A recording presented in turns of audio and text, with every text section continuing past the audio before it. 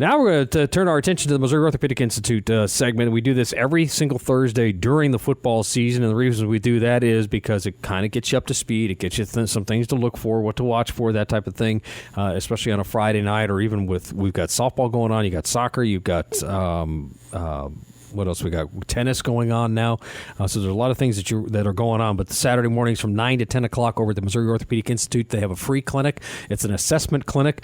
And if you need a referral, they will provide that referral to you and get you squared away. But it's a great place because the mantra that we have been really trying to hammer home during this entire time, when in doubt, check it out, because you don't want to be caught short on a Saturday or a Sunday morning and sitting there thinking, man, I wish I had done this. So joining me now is Dr. Brian Toedebusch from the Missouri Orthopedic Institute. And all right, have your Fridays been pretty quiet as far as injuries go, or is it bouncing back and around? Starting to pick up. Okay. The season's in full swing now, so I think some people are starting to break down a little bit more, and we're seeing an uptick in injuries over the past week or two. When you get to this point in the season, we've hit the 1/3 of the games are done. You still have the other 2/3 left to go for this season. How do you get the injury prevention through to make sure that everybody is doing what they're supposed to be doing and doing everything that they can to prevent injuries? Sure, it's a team effort. The sports medicine team involves the head coaching staff, the trainers that work with the school, athletic trainers, strength and conditioning trainers, the parents too. And it's a collaborative effort to make sure that when somebody is feeling like they may have an injury, or they are starting to have a few bumps along the way, that maybe it's time we sit out of practice and not try to push through this, because we do know when someone starts to down, they're at a higher injury risk for them. So I think the key is try not to overdo it right now at this time of the year when we're starting to see people get some bumps and bruises. Dr. Brian Toedebusch with us here on the closers. Right, now, you work for California. Well, I mean, not work for, but you on Friday nights you're on the sideline for the California Pintos. How did that come about, and what type of arrangement is that with California? Sure. Well, in addition to working at MOI, I'm also I have a day-and-a-half clinic at Cap Region in Jeff City. And so our athletic training staff in Jeff City has worked with California. And basically the opportunity presented itself when I started at MU and Cap Region a few years ago to be involved with the high school out there. And I've been providing team coverage there for the past 2 years. Right now I'm going to all the football games on Friday nights. And we work closely with the athletic training staff, stay in touch when someone's injured and try to get them in to be seen as soon as possible, and make some judgments on should they be playing or not. Do they need to get further testing for their injuries? Now, we've talked, and I mentioned it in the promo for this segment here today, that it's a lot about making sure that the sideline is fully staffed, and that's not just the players, it's not just the coaching staff, but beyond that, how important and how necessary is it to make sure that the schools are putting their best foot forward to make sure that they've got a medical staff, and it doesn't have to be a physician on the sideline, but just a medical staff. Right. So our front line in Missouri does not require to have a physician on staff. We are required to have EMT on site to handle emergency situations. Most schools, especially in Central Missouri, have an athletic trainer that's designated for the team, and that's there for home games. They're sort of the front line. They work the closest with the team. They come to some of the practices. They're the first contact for the coaches usually, and they're going to be at all the games. They're going to do the first assessments. They handle the initial evaluation, and if something looks a little bit more serious or they need to get another set of eyes, we're there for backup for them. How long? I mean, this has been a program that's been around for a while, because I can remember even when my kids were going to high school and they were playing football, that you had an athletic trainer on the sideline.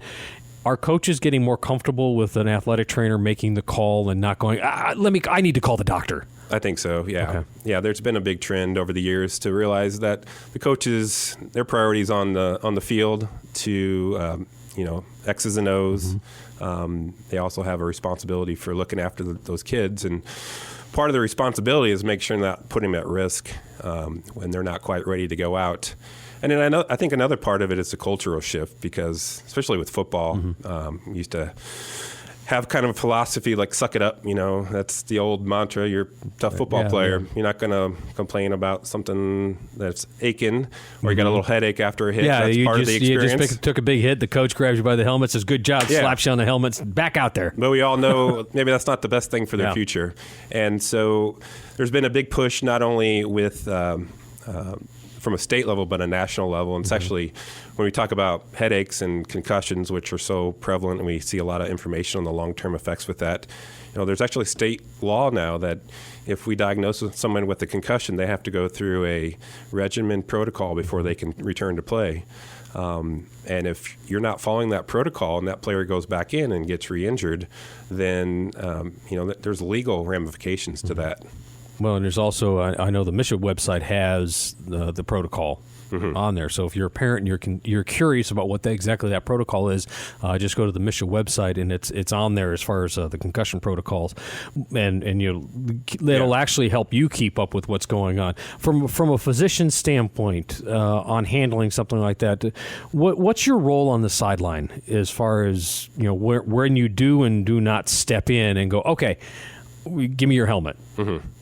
Yeah, so our role as a physician, as I said, first line, the trainer, they're going to make some initial assessments, and we try not to jump right in, stand from the sidelines and observe, and we're looking at everything, not only listening to what the conversation is like, but how is that player acting? Are they starting to exhibit some strange behaviors? Because that's something that tells things aren't clicking right for that player.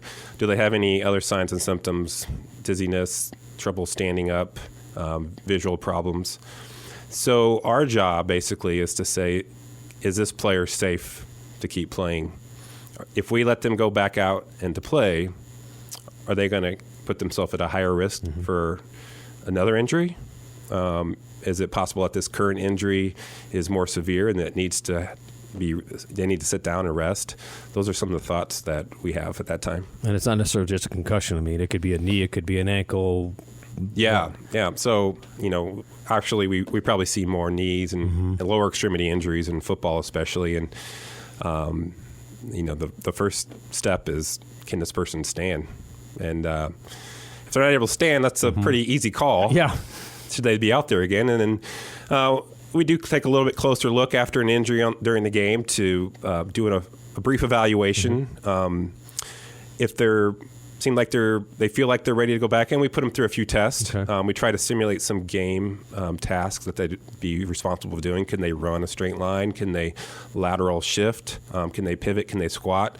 And then it depends on what position they're playing too, as far as would they be able to perform the skills that they need to be safe to go back out there. Dr. Brian Toedebusch with us here on the Closers of Missouri Orthopedic Institute Clinic. Don't forget their clinic on Saturday mornings from 9 to 10 a.m. over at MOI. It's a walk-in clinic that you don't need to do the appointment, and it is for referral. So if you're when in doubt, check it out. And what's the toughest diagnosis right there on the sideline? It's just your eyeballs, and maybe a pen light. Mm-hmm. Honestly, I think concussion's the toughest diagnosis because usually there's vague symptoms with it. Somebody gets knocked out, typical response is to have a little bit of cloudiness to them. It doesn't necessarily mean they have a concussion. Concussion diagnosis comes later, how their body starts to respond as they go into recovery. So we try not to overreact just every time somebody starts to say that they're dizzy right away. It doesn't necessarily mean that they have a concussion, that they can't keep playing. It's, do they have other symptoms that go along with the dizziness? Okay, and you mentioned if they get knocked out, and usually that is if they're knocked out, it's an easy call. Okay, but on something like that, you mentioned that the concussion markers usually will show up later. If you're a parent, do you call that parent down and go, okay, here's what's going on with Johnny, and here are some of the things to watch for? Absolutely. As we're dealing usually teenage kids, and sometimes they don't make the best decisions. Yeah, I've noticed.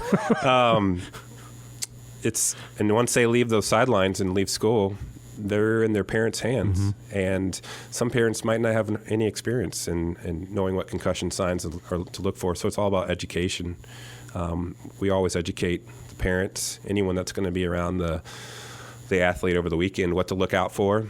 These are the signs that you should be worried about. This is what you should get checked out. If this happens, you need to go to the hospital rather than waiting around. Mm-hmm. If this is what's going on next week, you need to get in to see your doctor.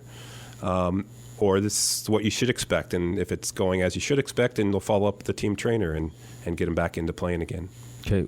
And I know, folks, I don't care if you're tired of hearing about this, but what are some of those things as a parent that you need to be watching for from Friday night game time to maybe that Saturday morning clinic or even Monday morning when it's time to go back to school again? Yeah, so some of the common things that we'll look for, how are they acting? Do they seem like a totally different person? Mm-hmm. As we said, teenagers can have a lot of different moods, but do they completely shut themselves down and they're not interacting with you at all?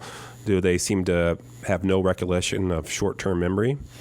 Is there any neurological signs which would include changes in strength, changes in sensation, can't keep food down, having a horrible headache?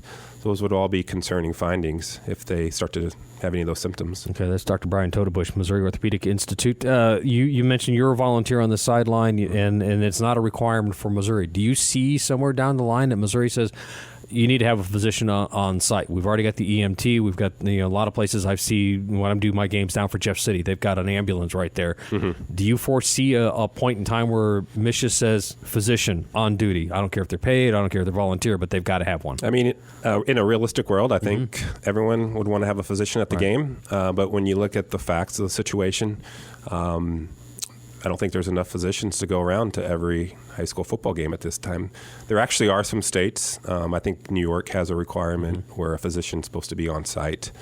And the other key part of this is, do we have properly trained physicians too? Okay. Because everyone has their own specialty, and sports medicine, primary care physicians, orthopedic surgeons. It's a smaller field when you look at the whole medical community.